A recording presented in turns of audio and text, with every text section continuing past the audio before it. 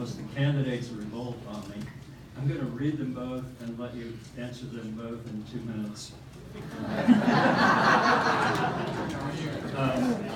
The next question, actually, many of the candidates have already touched on. 5 of Maryland's 24 jurisdictions have adopted some form of free community college tuition for recent high school graduates. Do you favor making this a statewide opportunity? And if so, do you have suggestions about how to pay for it? And the last question was, this is your opportunity to sum up or add additional closing thoughts. Mr. Sheck. Thank you. I have run organizations, large organizations, where you have to balance the budget. My firm, $500 million budget. The university system is a $5.4 billion budget. It has to be balanced. It's the largest public agency, and it's a budget larger than any public political subdivision in the state. Budgets need to be balanced. I think the students need to have tuitions reduced. We have to do it sensibly so we keep the quality up. I've already said that. But it is a matter of priorities. Your budget does reflect your values, and my budget will reflect the value of education, particularly vocational education, particularly that delivered so efficiently and effectively by you, the community colleges. That is a great value. Now, the sources of funds are there. We have general revenue increases. Indeed, if we don't create barriers for young people to get a good education and therefore a good job, as we're proposing, your general revenue will continue to go up if that occurs. So that's a big portion of it. Our general revenue has gone up 7.7% over the last couple of years. Education needs to get its fair share. But there are other sources. I've already mentioned businesses. At UMUC and the Empowerment Zone, we did customized training where the businesses helped fund the programs that we deliver. We can do that in community colleges. There are other sources. The gambling money was supposed to go to education, and it's supposed to be in addition to what you're already getting, not substituting for old money. You need a dedicated source like the gambling money, and the Supreme Court is about to declare that online sports gambling is a state matter to be regulated and taxed by the state. That's another opportunity. Get in early and get that revenue dedicated, just as we should with the marijuana industry. There are sources. We just need to be clever, aggressive, and persistent. Thanks. Thank you. Mr. Rose. Thank you. Well, I'd just like to put a plug in, at least for the gaming money. And if you get some this year, can I have it, Rich? Because we did take our money and put in legislation that it has to go through, go to our K through 12 plus our community college, and that's what has to happen. You got to put it in a you use outdoors the lockbox, because the lottery is gone. That budget money is spent. For us, over the last 7 years I've been county executive, we made a priority of funding our community college. This year, when we grew our economy, we actually offered a scholarship to those 500 students. I'd love to see us offer free community college around the state. It's not going to happen in the first 4 years, or probably even the first 8 years. But what we can do is move forward with it. We are going to have to make a priority of our education in the budget. In Prince County, 62% of our budget goes to our public education. So that means that education is a priority for us. But at the state level, we're going to have to make some hard choices. So if we say we want to increase the amount, which we'll have to, you can do all the things that you want in terms of getting businesses to add money to our community college, come up with innovative programs to do it. But the bottom line is we're going to have to pay for it, folks. And so if we're going to have to pay for it, what that means is we're going to have to cut somewhere else. We're going to have to make it a priority. We're going to have to be willing to say what we're not going to fund.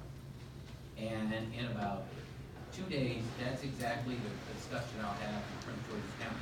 Now, our budget's not as big as Jim's. We just got $5 billion in a county that's the second largest in the state.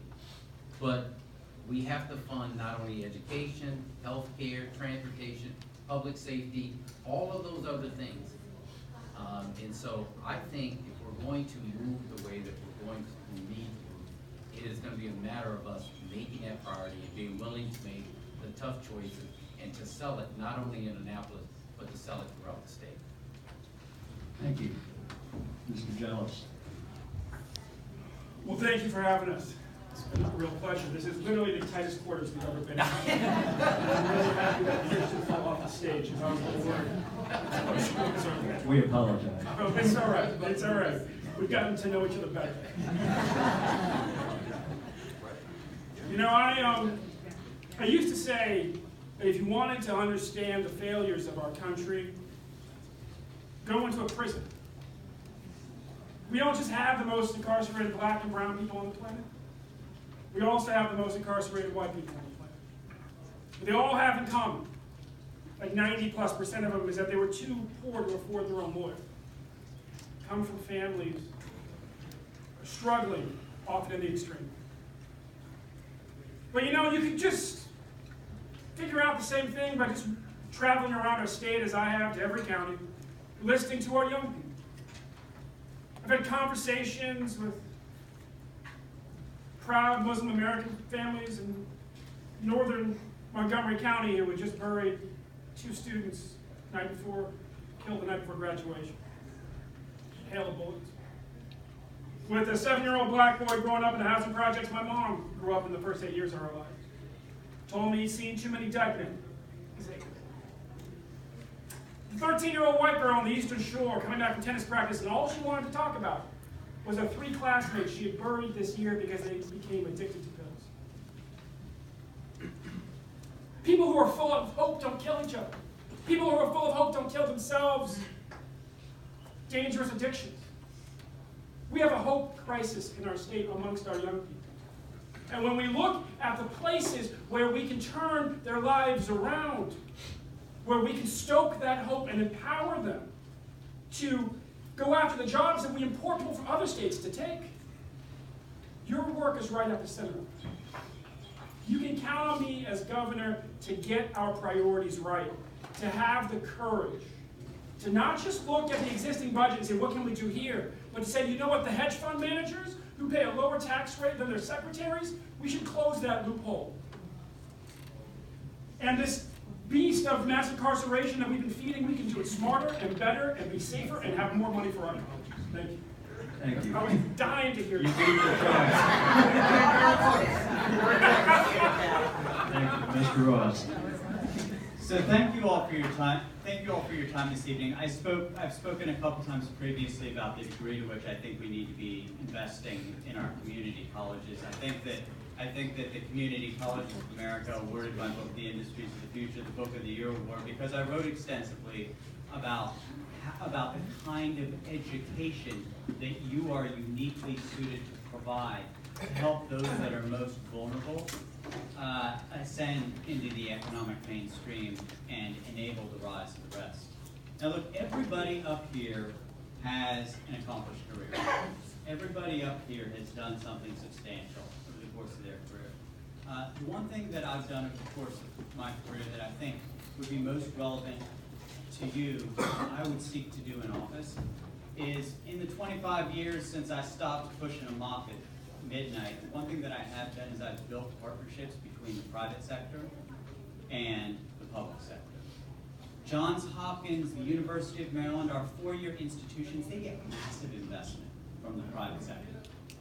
As governor, recognizing the role that you play in our state, I would see my job as building a bridge between those private sector resources and our state's 16 community colleges. Because in addition to making the commitment of state resources, I also would view it as my job to roll up my sleeves and do that which I've done over the entirety of my career with the Apples, with the Googles, with the Amazons, and others, and say, hey guys, let me introduce you to Maryland's community colleges. Thank you. Thank you. Mr. Cameron. So the first question was how do we address the issue of making community college free? I support 2 programs. One is the Promise program. The last dollar in concept I think works well, and we're investigating that in Baltimore County, but it's something we really could implement statewide. And number two, we just started in Baltimore County at Woodlawn High School, 90 students who are enrolled in early college high school, where within 4 years, they will graduate not only with a bachelor's, with a high school, a baccalaureate, and a high school diploma, but also an associate's degree from the Community College of Baltimore County. Those are two great initiatives to address the issue. But listen, in closing, I just want to tell you, I didn't go to community college. I graduated from Johns Hopkins University and went to law school after that to become a lawyer. But I have a personal connection to community colleges, and Sandra, I've never shared this story with you. My mother's parents got divorced during the Depression, and my mother was forced to drop out of school at age 16 and start working. She married my dad, who was the first member of his family to be a college graduate, and together they raised 5 children. All 5 of us went to college, have post-college degrees, and my mother never told us that she never graduated high school. When she turned 50, she called Catonsville Community College, learned that she could get a GED, and then enrolled in college for herself. And she obtained that associate's degree from Catonsville Community College. I know for a fact that the value, that this dignity, the self-worth that that degree gave to her, that you give every day to so many other people like my mom. Thank you so much. Thank you. Madalena. Thank you, and thank you for giving us this opportunity. When it comes to a promise program, a free tuition, we're already making progress on that at the state level. I'll have legislation in with my colleague from Prince George's County, Paul Pinsky, that does provide for free community college with a promise that it's going to come out of carried interest and the proposal that Mr. Jellis put on the table. So interestingly, we are moving forward with that. Last year, we tried to do that with money from online, for the collecting sales tax on online sales. So we are moving forward with that, and that's why I talked about the changing nature of the relationship between the colleges, the state, how we're going to fund, and how the CAID formula needs to evolve over time. You know, these are difficult times. These are difficult times with the leadership that we have coming out of Congress and the Trump administration, or the lack of leadership coming out of Congress and the Trump administration from my perspective. This is the time that we need experienced leadership at the state level, and leadership that is passionate and cares about our education system, has the vision and the skills and the experience to deliver on what I'm before you promising that we can get done. Because we can be that model for the rest of the country. We can be the beacon that we once were for the rest of the country. We can do that again with the right leadership at the state level, through a governor, through a budget secretary, through all of you, through a General Assembly that cares and gets it done. I'm going to be that leader that twists those arms, makes those proposals, gives those speeches, and gets it done so that we can have a stronger education system, we can have a stronger community college system, we can have a stronger economy as a result of all of that investment. Thank you. Thank you. Ms. Vigneron.